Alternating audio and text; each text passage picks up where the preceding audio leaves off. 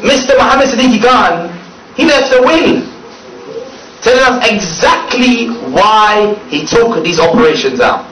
He says, until we feel security, you will be our targets. I mean, you the journalists, you will be the targets. Yeah, and you the journalists, you will be the targets. Are you prepared to die? No, you're not. Because you're cowards. Because you like life. And I'm quite firm on this issue. Because I remember there was one Japanese or South Korean, he came to Iraq. And when he was captured by the terrorists, because we don't support terrorism, captured by the terrorists, what did he say? Did he have a stiff upper lip? Was he brave? He said, I don't want to die.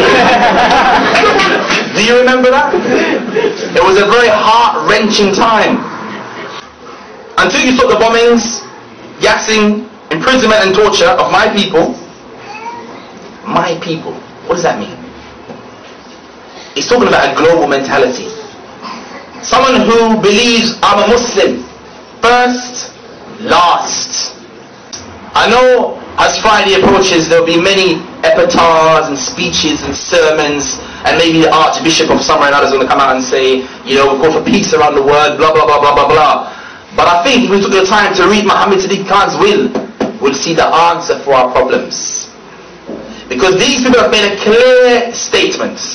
If you stop, you'll be saved. If you don't stop, we're going to kill you. Indiscriminately. We're talking about people who like to die the way you like to live. You know what that means? For the journalists especially. Friday night, they've been working the whole week, now they're going to spend all their money on the booze. Friday night, we say, Kuf nights out. What Kufar they go on Friday? They go to the pubs, they go to the clubs, they drink, they vomit, they lose all their sanity. That's their life. And you love that. They're like the animals. Belhum adul. Allah said, no, they're worse. Because animal never does that. Only kuffar do that. And of course, we must be clear, we do not support terrorism. I don't support terrorism. I condemn the terrorism of the British government. I condemn the terrorism of the USA every single day. The biggest terrorist in the world is George W. Bush and his sidekick Haman, Tony Blair. And I said, La'natullah ala Bush for Blair. Allah curse them. That's right. Bin Laden, he offered before 7/7 by a few months. He made a statement when he offered to the European public. He never addressed the governments, because when the offer of sulh, or hudna, when the offer of the hudna, of the truce, he offered to you, madam, non-Muslim, and you, sir, non-Muslim, offered to you, because the rest of us are Muslims, so we never support the government anyway. He offered to you, offer of truce. And did you respond, madam? Did you respond, sir? No. Therefore, you're to blame as well. People talk about 9/11. They said 9/11, 3,000 killed.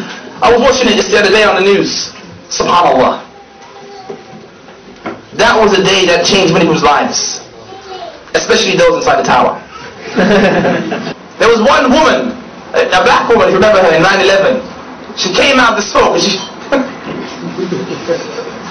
I'm going to cry. It's so touching, honestly.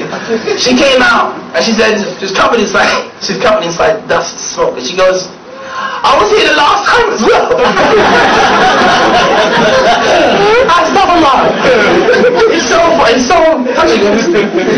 Look to Spain. Example of what happened in Spain. The Spanish, they too were part and parcel of the war against him. And the then Prime Minister, he sided with his ally inside the White House, George W. Bush, to wage war against the Muslims. And what did the Mujahideen do? And I say Mujahideen, obviously, the word is terrorist. Terrorist, Mujahideen. Anyway, terrorists, what did they do? They decided to do an attack. In the heart of Madrid, the capital of Spain, with all the security, with all the CCTV cameras, with all the awareness about terrorism, didn't help in the end. You cannot stop someone who's determined to die, but more importantly, to take you with him. Israeli soldier, he had dual citizenship. He was a French national. In the Israeli army, there are numerous people from around the world. Therefore, France is not also at risk from the terrorists. Not according to me. But if we apply their formula, I can see maybe France could be Paris, could be the Eiffel Tower, who knows? It's a reality, something to be considered. I know I like to joke a lot, but if you think about it, why not? The Jewish community outside of Palestine, they have a role also to play in the condemnation of the apartheid, pirate state, cancerous state of Israel. The Jewish community in the UK need to condemn the terrorism of the Israeli state, vocally, publicly, in the streets, demonstrations, boycott Israeli goods from the Jews themselves. That should be their role. Otherwise, who knows what could happen? 7/7. Because I believe, and it's only my own view, from surveying what's happening around the Muslim world and what's taking place in the UK over the last year, I believe attacks in the UK are very likely. And I refer once again to the chief of police who said, inevitable, can't be stopped. But I say with a slight footnote, they can be stopped if we're willing to stand side by side and stop the oppression against the Muslims, and stop the occupation of the Muslim lands, stop supporting those tyrant regimes, and then maybe then, just then, as Bin Laden said in one of his statements, the offer of truce was there for all of us. If we had risen in the UK and shown that we're against the government, maybe there would have been no 7/7. But the destiny is in your own hands. If you make the effort, I'm sure that those terrorists see that and maybe not bomb you again.